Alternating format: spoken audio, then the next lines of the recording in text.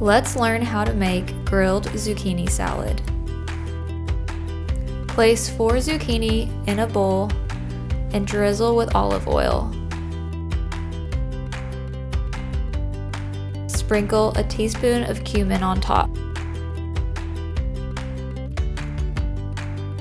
Toss ingredients together until zucchini is well coated.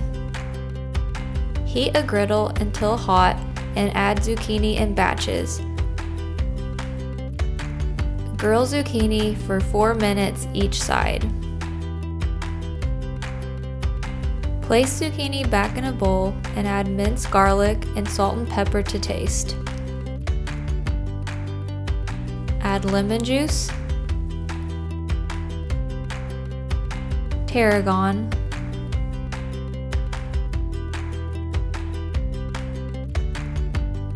and feta cheese. Toss to coat. Add your chopped parsley and toss again to combine ingredients. Serve the salad at room temperature.